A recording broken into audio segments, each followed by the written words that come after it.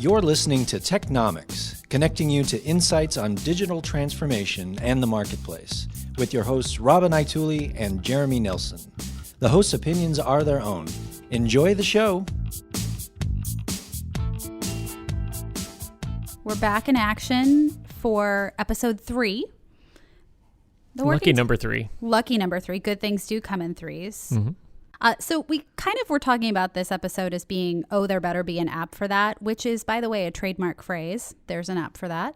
I did not realize that was actually trademarked. Indeed it is. It's registered, which is important because it's such a huge conversation that has been scaling up over the course of the past few years. App revenues are projected to grow from $45 billion in 2015 to somewhere over $75 billion next year. Think about that. Almost $100 billion for a revenue stream that didn't even exist. All right. Well, applications are a huge moneymaker, and they're having a major impact on the way businesses are thinking about doing business with consumers.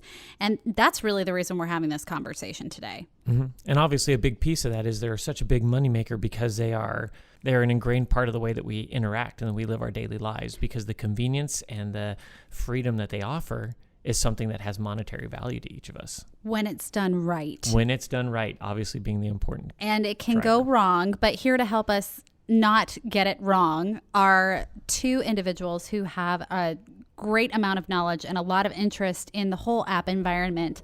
And that is Bob Familiar and Bob German from our BlueMetal offices. We're going to take a quick break. When we come back, we will be joined by two very special Bobs, our guests. Stay with us.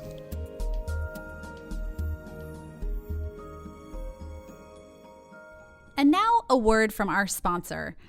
Engaging your customers with modern technology requires a modern platform and infrastructure.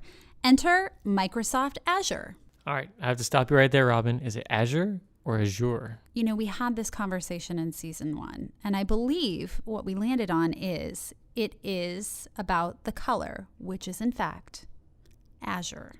Awesome. I'm glad that's finally put to rest. Although now I've said it so many times, I feel like I'm saying it weird. It's like spoon. We digress. The important message that you need to take away from this sponsorship is that with Azure, you can build faster, move quicker, and empower your organization to reach new heights. If you contact an insight specialist, they can help you find out how implementing Azure will open up a new realm of possibility.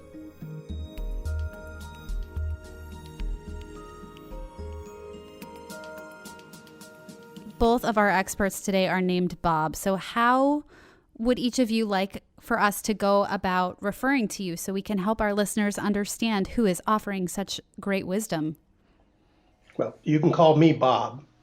I don't know about the other Bob. You could switch it and spell my name backwards. Thank you so much for joining us. We have a lot of apps, and we need to have a lot of conversation about them today because they have become so central to, frankly, how we get everything done. So first and most important question, what's your favorite app?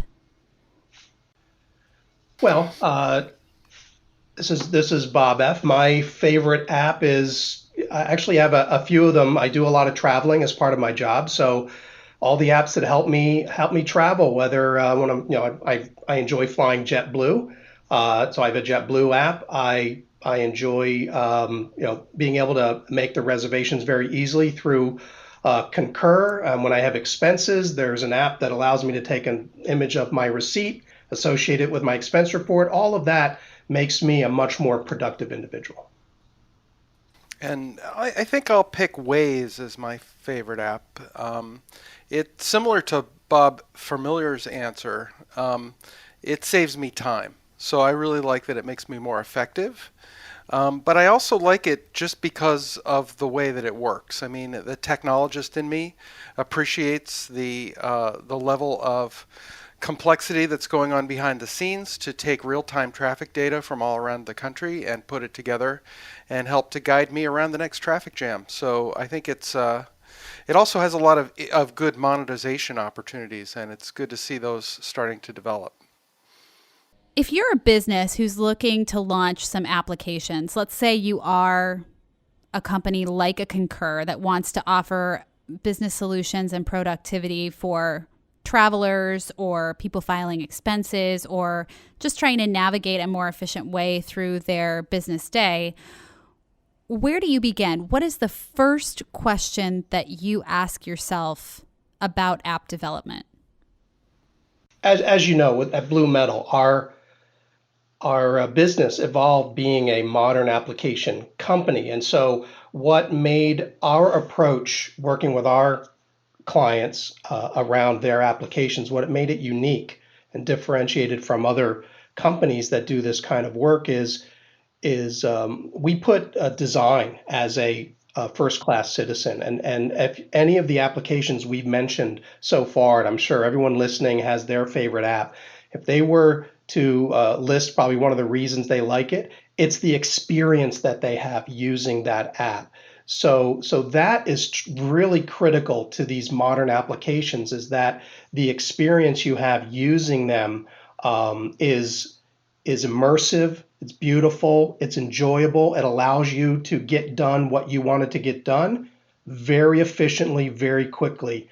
And the application design removes any guesswork, and it performs well, and all of those attributes. That's a big part of what's driving this app evolution is that the devices and the applications themselves create this very immersive experience.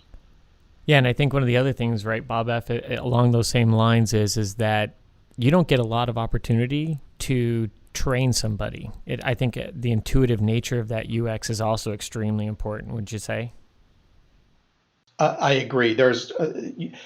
Everyone wants to do business with everyone else these days digitally, so there's really no opportunity to say, hey, let's get together and I'll train you on this app, or get people in a classroom setting. That kind of thing maybe is what you did 20 years ago, but that's not how the world works today. Everyone is moving at a different pace, a different velocity.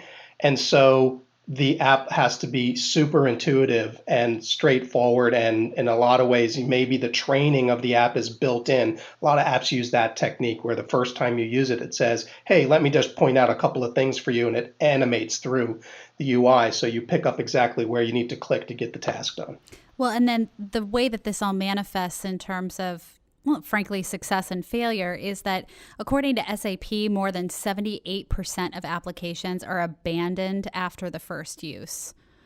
So a little more than 20% of applications actually get opened twice by any given user. If you're a business looking to develop something, you've really got to consider the ROI coming off of a stat like that. Yeah, exactly. So this is Bob German. I was going to say I agreed with everything that Bob said, and the design is absolutely key. But there also has to be value for the end user, or else it's going to be in that statistic. The percentage, the huge revenues that you pointed out at the front of the show are very captivating. But listeners should be aware that there's actually a fairly small percentage of apps that are generating that revenue, and a lot of them are just kind of sitting there in the store, taking up virtual space. Something that can help with that is, first of all, starting with how are you going to help the end user? So I've seen some companies like they just feel like they need an app because everybody else has one. And in many ways, that parallels what happened in the early days of the internet, where everybody felt they needed a website just for the sake of. But the ones that were successful were the ones that actually helped people in their day-to-day lives. A simple little thing that can help with that is creating what we call a pretotype.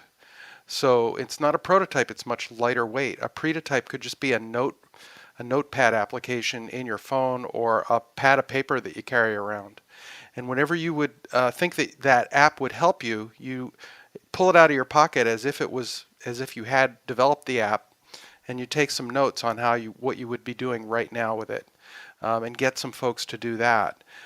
This information can be gathered to actually make the app really useful in real-world situations. And if you can get that kind of input before you actually start building, you can get a much better return on your investment. I love how analog that is. And that really speaks to my heart as somebody who is not proficient in coding, and I think I could be an excellent developer in prototypes. Yeah. In fact, it may be the non-developers who add the most value in this part of the process Oh, because, shucks. I mean, we often have an idea in mind of what we think it should be. And sadly, that idea is usually wrong. And we have to actually, ask the real users to find out what's important. Yeah, we have a name for that. We call that lean engineering and being able to define the minimal viable product. So, as part of that, being the developers, Bob and I, we are definitely not the people you want designing your UI. We want to actually learn from the users, and then we'll get designers engaged as well. And through that process, through that feedback loop on building out, starting with the prototype and then moving to a minimal viable product, a very small number of features implemented that you can now work with on the device, you can provide feedback directly to the team. So that feedback loop is critical, that we build something quickly, get it in your hands, get the feedback. We adjust, we tweak, learn, fail fast if necessary, get another version into your hands quickly, and then you provide feedback. So that cycle right there is something that we leverage with our clients as we're building out these applications using this lean engineering approach. Sure. In fact, often the apps have built-in telemetry so that they measure how they're being used, and we can find out after, obviously not in V1, but after the people are starting to use this, maybe it's an internal release. How much time are people spending on one screen versus another?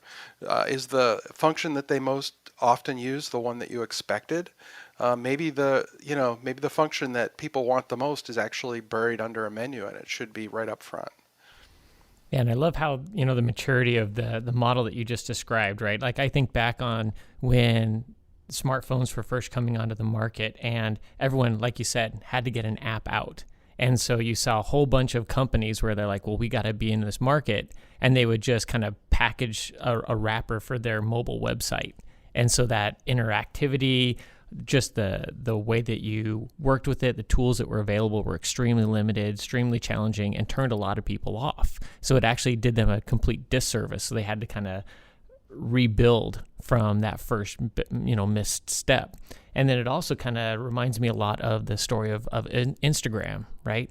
The guys separate from Google. They start building a check-in service around, checking in and games and things like that. And as they went through and had this whole bevy of features available, they kind of looked at it and said, hey, the thing that's the most compelling is really this photography component. Let's stick with that. And now it's, one of the biggest social medias on the planet with over 100 million users. So. Yeah, exactly. Well, and then the other thing that is really, really interesting here, I mean, don't get me wrong, I love the idea of a lean engineer because that's going on my LinkedIn profile. But on the more technical side, which is how we actually get everything done here, the development of these applications is really expected to skyrocket, so much so that it's anticipated that development capacity is going to be outpaced 5-1 by 2017, which, by the way, we're 6 months away from. So in terms of the industry of applications, how is it possible or feasible to meet scale? And what do you tell people who, well, first of all, you have to have that discerning about whether or not you need the application. So it's not, as Jeremy just indicated, something you just rush to market with. But how do you make sure that in the universe of applications, the right ones are being put out there and they're meaningful to your business? Well, businesses today, what we're seeing is a lot of common themes that they all want to move to this application world. And the reason is there's several reasons, but a lot of it is, as I said earlier, everyone wants to do business, either, whether it's yourself personally with Amazon or your bank or whoever, you want to do it digitally. And so the applications then become the way that you accomplish this digital experience. So businesses are transforming to this digital world, and in order to support that, they now have to say, well, we've got to start to create these digital experiences for our customers, our employees, and our partners. And it means that even if they're not in the software business, they are going to make software a big part of how they do business. So I love that kind of perspective there, Bob. So one of the things that I was thinking is we talked about this lean engineering and the prototyping, and one of the components that Robin brought up was obviously the infrastructure side of this, right? The being able to interact with that volume of people digitally has an impact on the infrastructure side of some organizations. And you also mentioned cloud-based services. So how does that kind of go into your whole, like how does that infrastructure component work its way in? Well, I'll start, and then I'll let Bob German chime in. I know he has a lot of experience. I think what's important is, in combination with this lean engineering approach, is that we're also combining that with what we call DevOps, which is the automation of the build, testing, and deployment of the software, so that we fully automate that, so that we can do all of that work as fast as we can. We leverage what's called a microservice architecture, so we can build small components, test them, and deploy them and version them, again, at velocity, and leverage cloud platforms, because those platforms provide us this automation and microservice capability at huge scale. So we can create solutions that scale to whatever the demands of our clients are. And obviously that's a big enabler when you're talking about that minimal viable product, right? Like that model that you guys described earlier, where you got to get something out on the market, and then the idea is to continue to iterate and to iterate rapidly in order to be able to get to that final, I guess it's never really a final product, right? Yeah, exactly. And if you started with more than a minimal viable product, the argument goes that you would probably guess wrong what you should build. So better to start minimal and then base your decisions on real user input and telemetry. Great thoughts, Bob. I'm excited to continue the conversation after this short break, so stick around.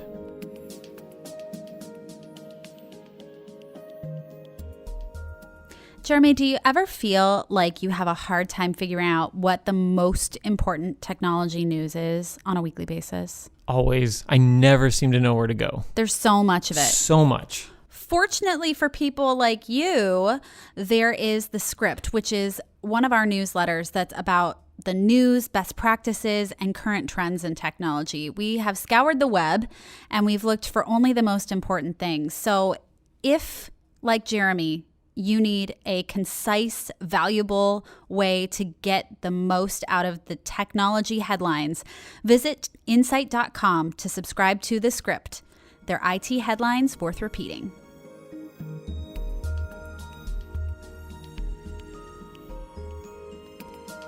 Okay, so we know that there is a lot that goes into both the technological and design side of building an application, but how much of it is about awareness and user fandom, and where does that factor into the planning experience that you all facilitate? Well, I mean, I think that the joy that users will get from using your app is something that everyone hopes for, right? You want them all to really have this amazing experience. So that's why, as Bob described, we want to be able to get early versions of the applications in customers' hands, get their feedback, and then put that feedback, right back into the app, so that the next version that comes out should come out very quickly. It's showing the changes that came from their feedback. And so that continual loop, always being available, whether it's coming from telemetry or direct feedback from customers, that makes sure that you're putting the application into their hands that they want. And of course that your business, it has the capabilities that your business is looking for as well. But you want to make your users happy. You want to make them have a great experience using your app. You need constant feedback for that. And if you're not delivering that, you need to be able to fail fast. You need to be able to say, hey, we rolled out a new feature. Everyone hates it. Let's pull it out and let's revamp it and roll out the next version of it based on the feedback.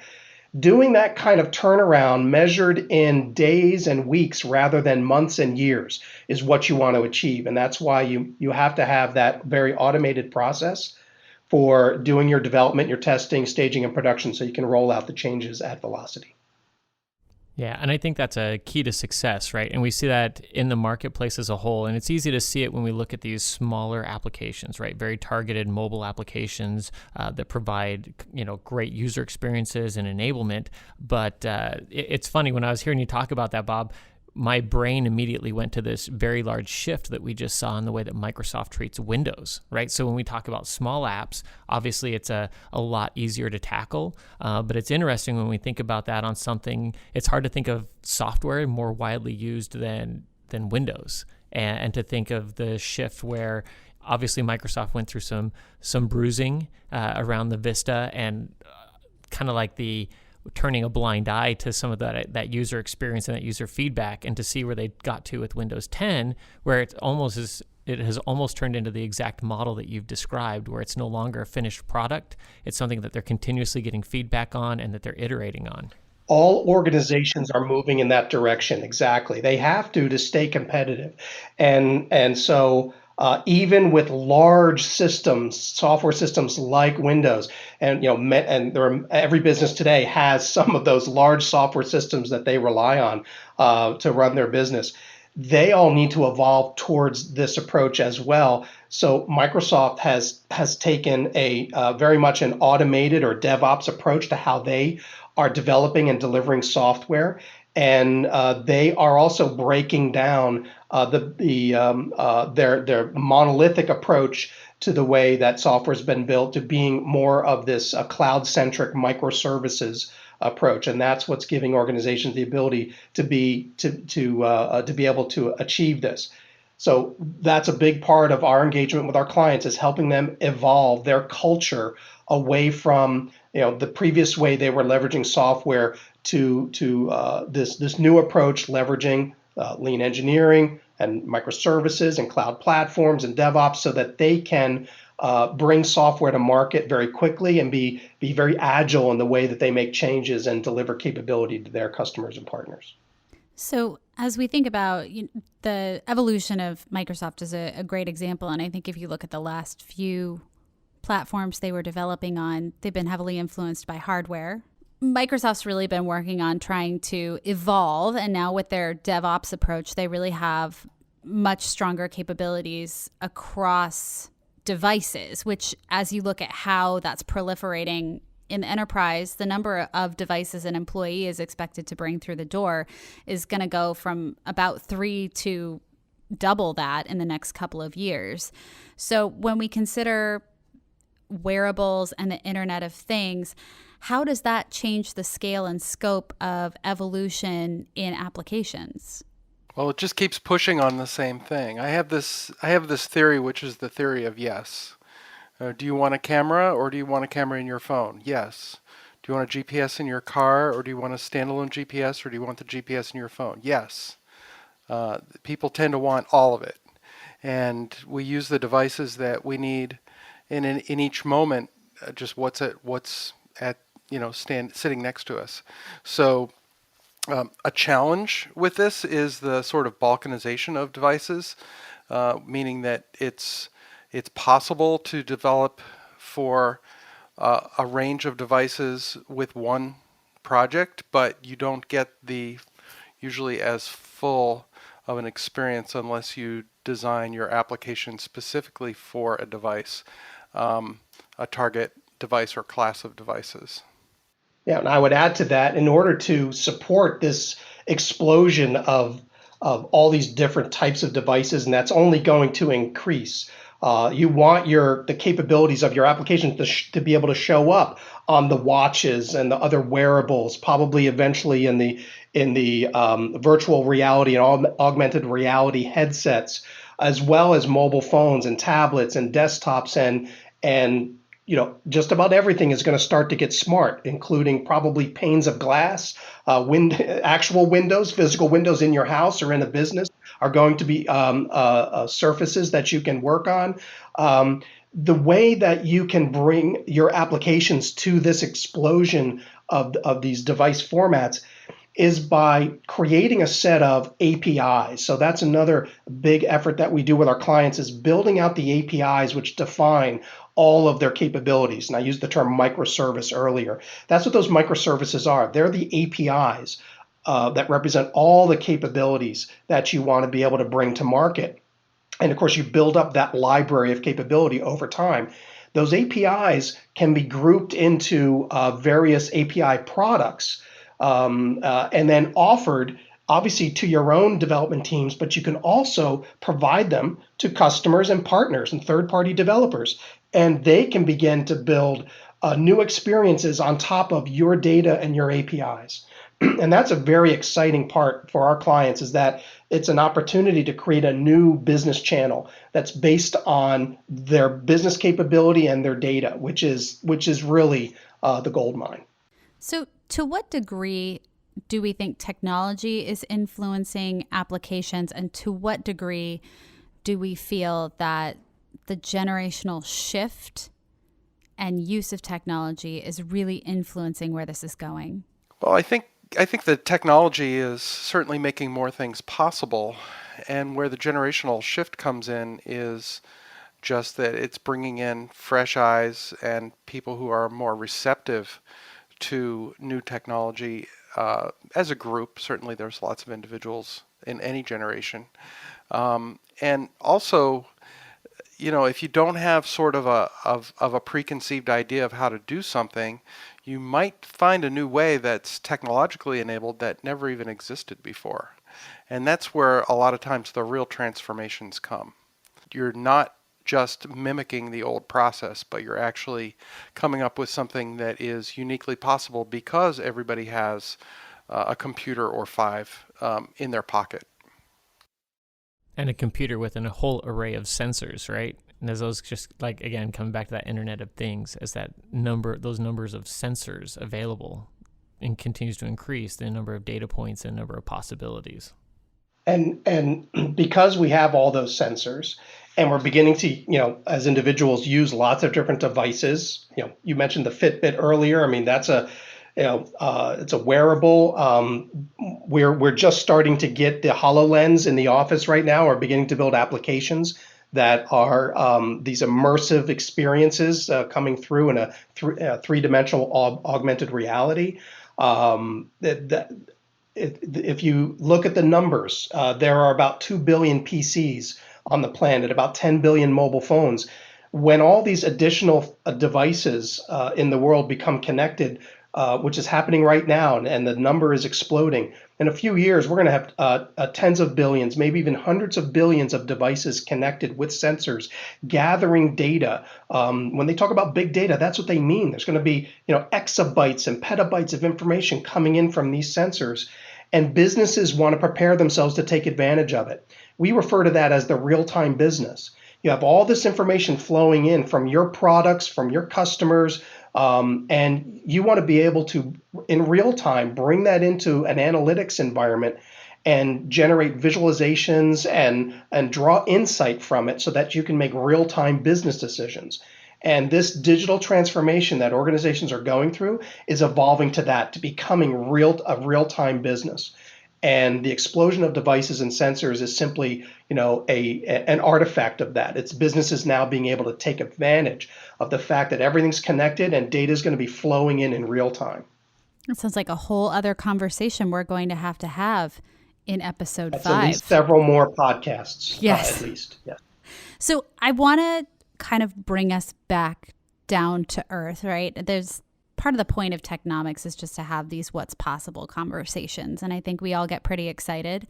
I definitely saw Jeremy quietly clapping his hands around enterprise applications for the HoloLens over in the corner.